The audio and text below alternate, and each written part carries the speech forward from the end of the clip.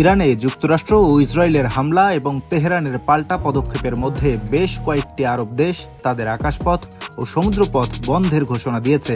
শনিবার এই দেশগুলো ক্ষেপণাস্ত্র ভূপাতিত করার খবরও জানিয়েছে। কাতার, সংযুক্ত আরব আমিরাত, কুয়েত, বাহরাইন, সৌদি আরব, ইরাক, সিরিয়া ও মরক্কো পৃথক বিবৃতিতে এই পদক্ষেপের কথা জানায়। কাতারের বেসামরিক বিমান চলাচল কর্তৃপক্ষ অস্থায়ীভাবে বিমান চলাচল স্থগিত করার সিদ্ধান্ত নিয়েছে। দেশটির পরিবহন মন্ত্রণালয়ও ক্ষেপণাস্ত্র ভূপাতিত করার খবরের পর সামুদ্রিক জাহাজ, ব্যক্তি ও প্রতিষ্ঠানের মালিকদের সাময়িকভাবে নৌ চলাচল বন্ধ রাখার আহ্বান জানিয়েছে।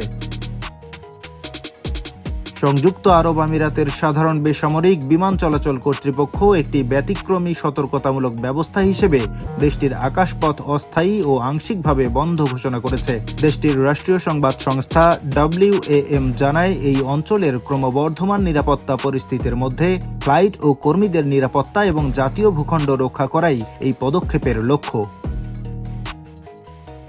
কুয়েত পরবর্তী নির্দেশ না দেওয়া পর্যন্ত ইরানের উদ্দেশ্যে সব ফ্লাইট স্থগিত ও বাতিল করেছে। দেশটির সরকারি সংবাদ সংস্থাকে বেসামরিক বিমান চলাচল কর্তৃপক্ষের মুখপাত্র আবদুল্লাহ আল রাজি জানান, আঞ্চলিক পরিস্থিতি এবং ইরানের আকাশপথ সম্পূর্ণ বন্ধ থাকার কারণে এই পদক্ষেপ নেওয়া হয়েছে।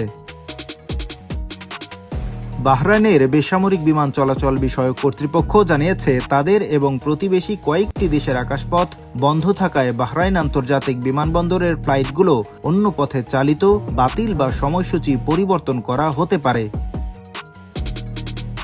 সৌদি আরব জানিয়েছে, উদ্ভূত পরিস্থিতির কারণে আম্মান, কুয়েত, আবুধাবি, দুবাই, দোহা, বাহরাইন, মস্কো এবং পেশোয়ারগামী ও ফেরত ফ্লাইটগুলো বাতিল করা হয়েছে। বিমান সংস্থাটি বলেছে, এই বাতিল আদেশ 2 মার্চ রাত 11:59 পর্যন্ত কার্যকর থাকবে।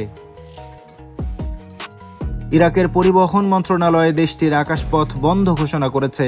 মন্ত্রণালয়ের মুখপাত্র মায়থাম আল সাফি জানান, বন্ধের আগে ইরাকের আকাশপথ থেকে সব ধরনের বিমান চলাচল সরিয়ে নেওয়া হয়েছিল।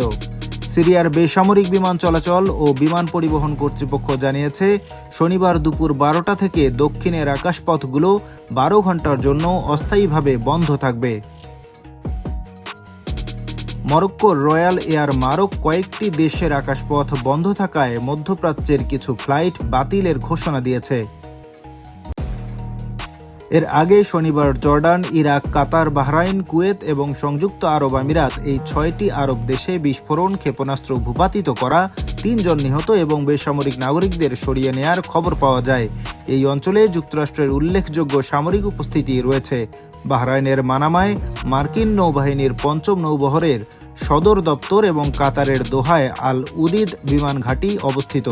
এছাড়া কুয়েতের আলী আল সালেম বিমান ঘাঁটি এবং সংযুক্ত আরব আমিরাতের আল ধাফরা বিমান ঘাঁটিতেও মার্কিন সেনারা অবস্থান করছে। আন্তর্জাতিক ডেস্ক, দৈনিক দৃষ্টি।